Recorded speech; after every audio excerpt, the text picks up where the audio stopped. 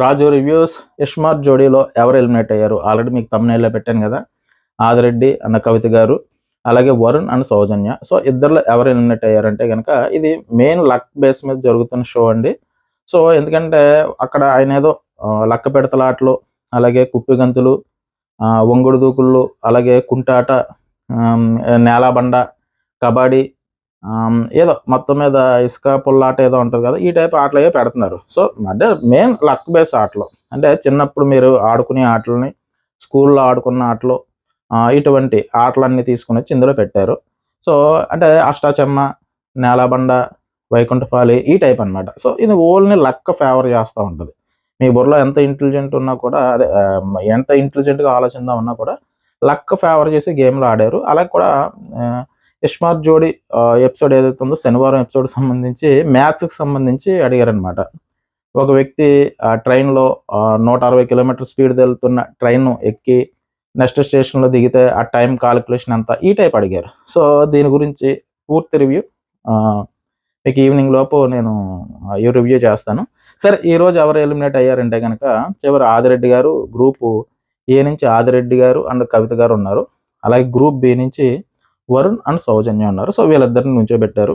నుంచోబెట్టి first ఒక game ఆడించారనమాట. Just మీరు already చూస్తే కనుక ఏదో పైకి బాల్ వేసి జస్ట్ హోల్డ్ చేయడం, ఆల్రెడీ మీకు శనివారం ఎపిసోడ్లో ఉంది.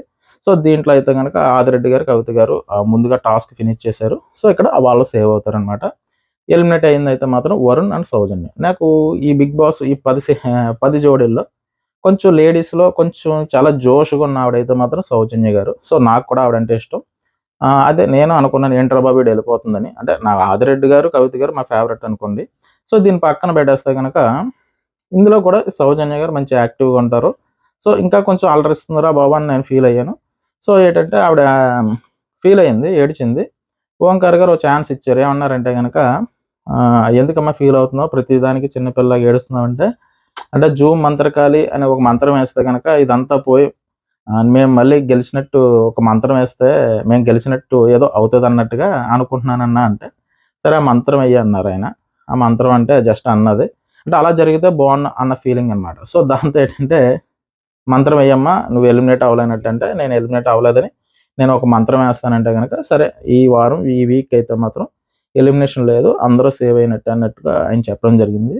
సో టోటల్గా ఆయన ఏం చెప్పాడంటే కనుక, ఈ వారం ఇది ఫేక్ ఎలిమినేషను, జస్ట్ ఒక ట్రయల్ పార్టీ కింద ఉంటుంది అన్న ఉద్దేశంతో పెట్టడం జరిగింది. నెక్స్ట్ వీక్ నుంచి కంటిన్యూషన్ ఎలిమినేషన్ ఉంటాయని చెప్పారు. సో ఈ వారం అంటే యష్మార్ జోడీకి సంబంధించి ఆదిరెడ్డి అని కవిత గారు సేవ్ అయ్యారు. అలాగే ఎలిమినేషన్లో వచ్చింది ఎవరంటే మాత్రం వరుణ్ అండ్ సౌజన్య గారు. సో నేను అనుకున్నాను సౌజన్య గారు వెళ్ళిపోతున్నారేమని, కానీ లేదట. ఈ వారం అయితే ఎలిమినేషన్ అయితే లేదు.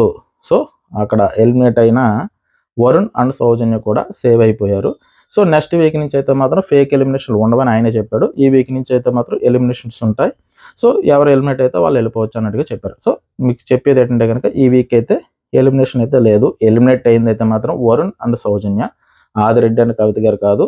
కానీ వరుణ్ అండ్ సౌజన్య కూడా సేవ్ చేసేసారు. చేసేసి ఈ వీక్ అయితే ఫేక్ ఎలిమినేషన్ ఒక ట్రయల్ పార్ట్ కింద ఉంటుందని చేసాను తప్ప, నెక్స్ట్ వీక్ నుంచి ఎలిమినేషన్ ఉంటుందని చెప్పారు. సరే, ఫుల్ ఎపిసోడ్ ఏదైతే ఉందో దీని రివ్యూ ఈవినింగ్ లోక నేను అప్లోడ్ చేస్తాను. సరే, నేను చెప్పిన విధానం మీకు ఎవరికైనా నచ్చినట్టయితే నా ఛానల్ సబ్స్క్రైబ్ చేయండి, ఓ లైక్ కొట్టండి. బాయ్ అండి.